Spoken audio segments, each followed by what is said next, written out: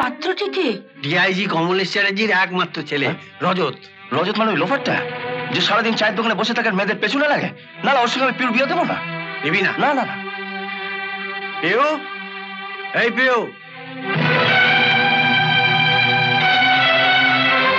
দাদা ডাকছো? পিউ, তুই কাকে বিয়ে করবি? রজতকে না তোর মেজদার অফিসের এই ছোঁয়াটাকে?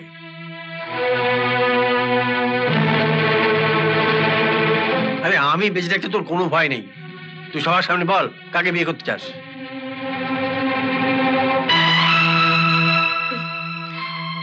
রজতকে। পিউ, তুই জানিস না রজত কত বাজে ছেলে? আচ্ছা, ও যখন রজতকে বিয়ে করতে চাইছে তখন তুমি কেন? আর তোমরা জানো না ওর বাবা পুলিশ অফিসার বলে? পিউ, বিয়েটা ছেলে খেলা নয়, এটা একদিনের ব্যাপারই নয়। আমি রজতকে ভালোবাসি মেজদা।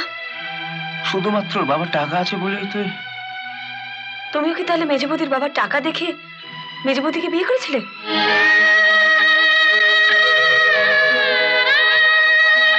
বলো তো, খেলে তো থাপ্পড় সবার সামনে? আরো করো ওদের জন্য।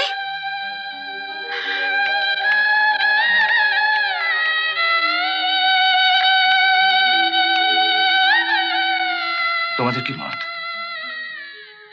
তোর বাবার ব্যাংকে একটাও টাকা নেই। এই বিয়েতে আমরা একটা টাকা খরচা করতে পারবো না।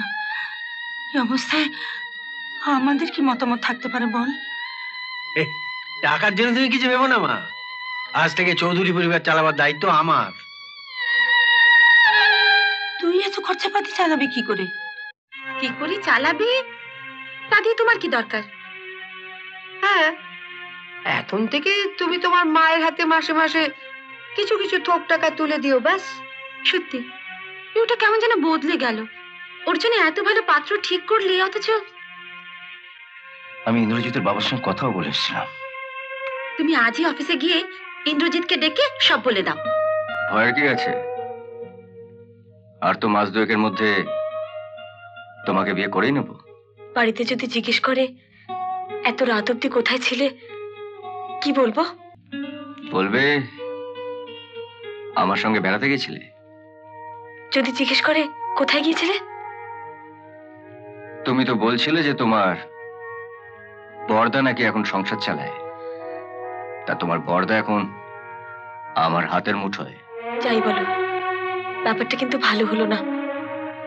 বাড়াবাড়ি কিছু হয়ে গেলে এইখানেই আমাকে গলায় দড়ি দিয়ে মরতে হবে।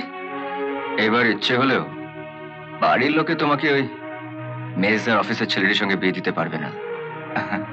যা হলো একদিক থেকে ভালোই হলো। ভালো মন্দ সেটা আমি বুঝবো। হ্যাঁ, তোকে কতবার বলেছি না সংসারের ব্যাপারে তুই নাক গলাবি না। বড়দা, পিউ শুধু আমার একার বোন না, ও তোমারও বোন। পাড়ার লোক ওর সম্বন্ধে আজে বাজে কথা বলা শুরু করেছে। যা যা খুশি বলুক, তাতে আমাদের কিছু যায় আসে না। যায় আসে না মানে? আমাদের তো এ পাড়াতেই থাকতে হবে।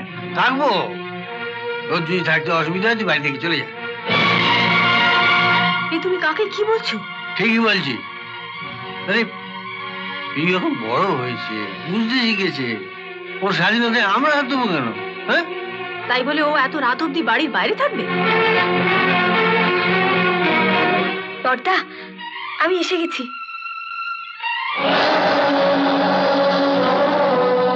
এত রাত্রে অব্দি ছিলি কোথায়? ওদিকে কি দেখছিস? আমার কোনো জবাব দে। এত রাত্রে অব্দি ছিলি কোথায়? হ্যাঁ হ্যাঁ বলুন, সারণ করতে তো নিজের ঘরে গিয়ে বউকে সারণ কর। তুই বলে ভুলে যাচ্ছিস যে ওর বাবার এই বর্দা এখনো বেঁচে আছে। আয় পিউ, আয় আয় আমার কাছে আয়। আরে ভয় কি, চলে আয় আমার কাছে। বল। হ্যাঁ, আমি থাকতে তোর কোনো ভয় নেই। আমি এখন শাড়িটা পাল্টে হাত মুখ ধুয়ে নি। যা।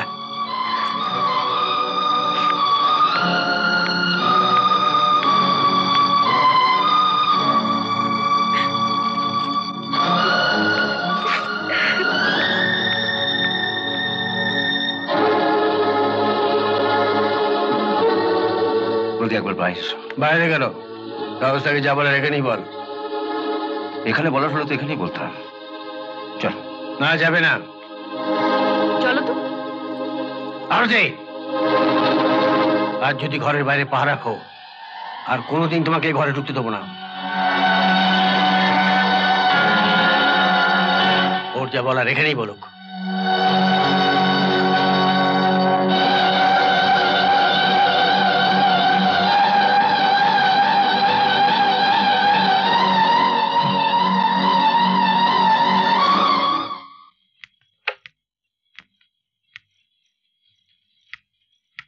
বাবা কোথায়?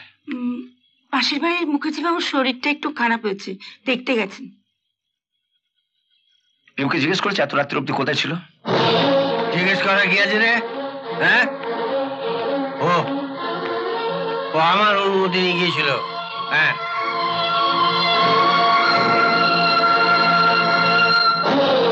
আমি কি জানতে পারি এত টাকা তুমি কোথায় পাচ্ছ? অকারণ কৌতূহল ভালো নয়। সত্যি কথা বলতে কি অরুণ, আমারও তোর এই চালচলন একদম ভালো লাগছে না। সেদিন অব্দি তোর ওষুধ কেনার টাকা পর্যন্ত ছিল না, আর আজকে এই গোছে গোছে টাকা কোত্থেকে পাচ্ছিস? বাবাকে পর্যন্ত রোজ 5 প্যাকেট করে দামি সিগারেট কিনে দিচ্ছিস। দাদা, আগে বাবা বিড়ি খেত, মাঝে মধ্যে আমি সিগারেট এনে দিতাম। এখন তুমি বাবাকে 555 খাওয়াচ্ছ। হ্যাঁ, আমরা ভালো থাকি তা তো তুই চাস না। তুই চাস আমরা সবসময় তোর কাছে হাত পেতে থাকি আর তোর বইয়ের গাল মন্দ খাই। দাদা, আমি চাই না তুমি হাত পেতে থাকো, তবে তুমি যা শুরু করেছো ভবিষ্যতে হাত পেতেই থাকতে হবে, এটা বলে গেলাম।